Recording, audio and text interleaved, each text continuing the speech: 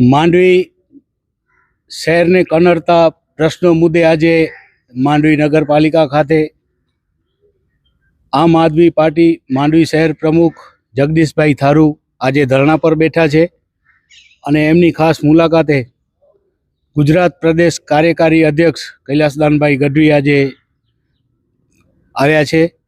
તો આજે સૌપ્રથમ મળશું જગદીશભાઈને। જગદીશભાઈ, માંડવી શહેરને કનડતા પ્રશ્નો મુદ્દે આપ ધરણા પર આજે બેઠા છો, તો એ વિશે શું કહેશો? જૈન મિત્રો, જગદીશ થારુ, આમ આદમી પાર્ટી શહેર પ્રમુખ સાહેબ। પહેલે તો હું કહીશ, જે નગરપાલિકાના જે લાખો રૂપિયા સફાઈ મુદ્દે વાપરે છે, પણ કામ તો એ લોકો કરતા નથી। સ્વચ્છ ભારત સ્વચ્છ ભારત તમે જુઓ કેટલા બોર્ડ મારે છે, કંઈ પોતાના ખીચાના તો પૈસા નહીં, પ્રજાના ટેક્સના પૈસા છે। ટેક્સના પ્રજા હોય તો કામ તો એ લોકોને કરવો પડે ને સાહેબ। આ જુઓ ગંદકી, કેટલી બધી ગંદકી છે। પછી મેં જે વોર્ડ નંબર 2 છે ત્યાંથી આપણે પોપરસાન તળાવની મુખ્ય આવ છે ત્યાં સાહેબ એની ગટર લાઈન એટલી છલકે છે, એની કોઈ સીમા જ નથી। આજુબાજુ જે રહેણાંક વિસ્તાર છે ત્યાં ઘણા બધા માણસો રહે છે, એને લોકોને એટલો બધો ત્રાસ છે મચ્છરોનો, પણ સાહેબ એ નગરપાલિકા કાંઈ એનું પેટનું પાણી હાલતું નથી। આરોગ્ય વિભાગ દવાનો છંટકાવ કરે છે શું?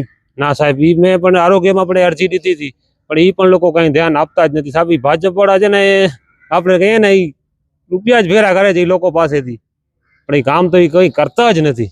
તમે સમજો। બીજું મારે અરજી છે નગરપાલિકાના જે માણસો સાહેબ છે ને, એ લોકોની અરજી છે। આમ આદમી પાર્ટી કે મારી નથી, એ લોકોને પોતાના જે ઓવર ટાઈમના પૈસા કરે ને ઓવર ટાઈમ, એના પૈસા એ લોકોએ નથી દીધા। વિચાર કરો। આજે જગદીશભાઈ, આપ ધરણા પર બેઠા છો, કેટલા દિવસ સુધી તમે ધરણા પર બેસવાના છો ને આ ધરણા પર આજે બેઠા છો એની મંજૂરી લીધી છે? સાહેબ મજૂરીની વાત કહું તો મેં આગળ એ લોકોને લીધી છે કે ભાઈ અમારું કામ કરી દેજો, નહીં તો હું હમણાં અનશન કરીશ, બરાબર? મારો સમજી લો ને, જીવ જાય ત્યાં સુધી હું બેસીશ। લડેંગે ઓર જીતેંગે। જ્યાં સુધી ન્યાય નહીં મળે ત્યાં સુધી તમે ધરણા પર બેસવાના છો? મારો જીવ જાય ત્યાં સુધી હું બેસવાનું છું। પછી મને લખીને આપે કે ભાઈ આટલા દિવસમાં તમારું કામ થઈ જશે, તો હું ત્યાંથી ઉઠી પગે હું ઉઠવાનો નથી, અહીંયા જ બેઠો રહીશ, ભલે મારો જીવ જાય।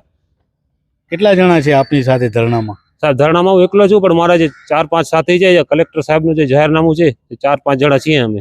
કલેક્ટર સાહેબનું જે ઉલ્લંઘન અમે નથી કરતા, બરાબર ને? તો ખાસ મિત્રો, આજે કૈલાસદાનભાઈ ગઢવી પણ આજે જે જગદીશભાઈ ધરણા પર બેઠા છે એમની મુલાકાતે આવ્યા છે। શું કહેશો કૈલાસદાનભાઈ, આજે જગદીશભાઈને ધરણા પર બેસવાનો વારો આવ્યો છે?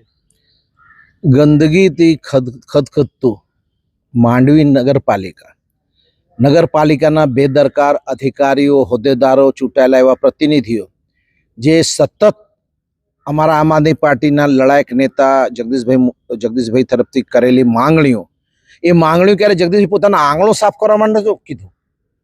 એમણે વિસ્તાર માંડવી શહેર ને શહેરમાં પડતા ગંદકી સાફ કરવા માટે રિક્વેસ્ટ કરી હતી, માંગણીઓ કરી હતી, પણ આંખ આડા કાન કરીને અને બીજો કે ભલે ગંદકી પડી હોય તમારે થાય કર લેજો, જ્યારે જેટલા ફેર આવ્યા કેવા તો ચેલેન્જ કર્યું।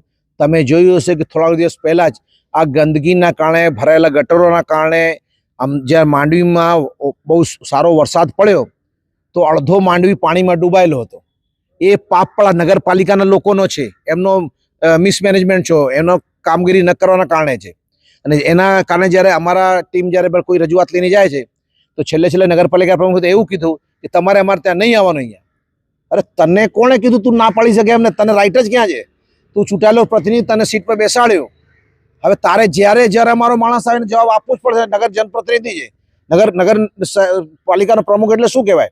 જનપ્રતિનિધિ કહેવાય। એ કોઈ કલેક્ટર નથી, એ કોઈ એસપી નથી કે એના સરકારી નિયમો પણ ચાલે, તો જનતા નિયમો પણ ચાલવું પડે એમને।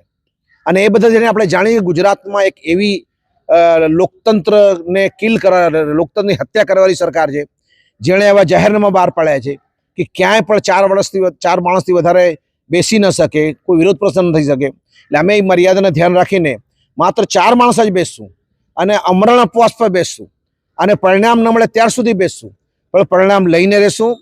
આ ઊંઘથી કુંભકર્ણના ઊંઘમાં સૂતેલી નગરપાલિકા, અહીંયાના વહીવટદારો, તમે જાણીને નવાઈ લાગશે, નગરપાલિકાના કંઈક હોદ્દેદારો છે, કંઈક હોદ્દેદારો નથી ને એમનો વહીવટદાર કહેવાય વધારે સારું છે, જે ધારાસભ્યના સગાવાલા, એક સાંસદના સગાવાલા હોય, એમના ઘરે, એમના આંગણે નગરપાલિકા અધિકારી સફાઈ કરી આવે છે। સ્ટાફ સફાઈ કરી આવે છે. પણ જે ગામમાં ગંદકી પછી પડી છે, સલાયામાં જો, વાર્ડ નંબર 2 જો, 4 જો, યાર બબ્બાવાળી છે કે સારા સારા લોકો અહીંયા રહે છે, એ વિસ્તારની ગંદકી તમે જોઈને આવો. તો શેના ટેક્સ વસૂલ લે છે? શેના માટે નગરપાલિકા છે? નગરપાલિકા પોતાનો જો ચાર્ટર, સિટીઝન ચાર્ટર પ્રમાણે એની જવાબદારી બને, પહેલાં એ કામ પૂરા કરે, પછી એ નગરપાલિકાને કોઈને વાત કરવાનો હક છે. અને પ્રમુખને વળી હું કહું છું કે લોકો મુદ્દાઓ લઈને આવશે ને તમારે જવાબ દેવો પડશે, ને ન દઈ શકતા તો રાજીનામું આપી દો. તો દર્શક મિત્રો, આ હતા આપણી સાથે જગદીશભાઈ થારુ, માંડવી શહેર આમ આદમી પાર્ટી પ્રમુખ, અને કૈલાસદાનભાઈ ગઢવી, ગુજરાત પ્રદેશ આમ આદમી પાર્ટી કાર્યકારી અધ્યક્ષ. એમણે ખાસ આજે જગદીશભાઈની મુલાકાત લીધી હતી. આપણે આશા રાખીએ કે ટૂંક સમયમાં જ જગદીશભાઈ જે ધરણા પર બેઠા છે એમને ન્યાય મળે. તો અંતિમ દોર તરફ જઈ રહ્યા છીએ ત્યારે મૂળ મુદ્દે એક વસ્તુ સમજી લે, ભાજપની જે નગરપાલિકા છે, આ ભાગ્યા બધા ચૂંટાયેલા અધિકારીઓ, હોદ્દેદારો છે, ધારાસભ્ય, સાંસદ છે, કે આ આમ આદમી પાર્ટી છે. તમારા ધારાસભ્યએ કીધું હતું આપદા શબ્દ વાપર્યો હતો, તમારા પ્રધાનમંત્રી આપદા શબ્દ વાપર્યો. પણ યાદ રાખો, તમારા માટે અમે આપદા થઈ જશું. કે અમે એક વસ્તુ શીખ્યા આ દેશના સંસ્કૃતિથી કે આપદાને અવસરમાં કેમ બદલવું. એટલે હવે એ આપના અવસર કેમ બદલવું, લોકો માટે સેવા કેમ કરવી. જ્યાં ભોટા પડશે, ફેલ જશે, જનતા ધુક્કારશે, બહાર કાઢી નાખશે, એમને બજાર ફરવા લાયક નહીં રહે. એ વ્યવસ્થા લોકો કરશે ને એટલા સુધી પાધરા કરી નાખશું આ લોકોને. જન સેવા એ પ્રભુ સેવાનો જે મૂળ મંત્ર છે, જો એમાં નગરપાલિકા ફેલ ગઈ તો આમ આદમી પાર્ટી કાર્યકર્તા એક પણ ઘરે નહીં રહે. અને અમે આખી ટીમ સાથે અહીંયા જોડાશું. બધા તાલુકા વચ્ચે ટીમ અહીંયા આવશે, એમને જોડાશે અને અપવાસમાં આગળ બેસશે એમના જોડે.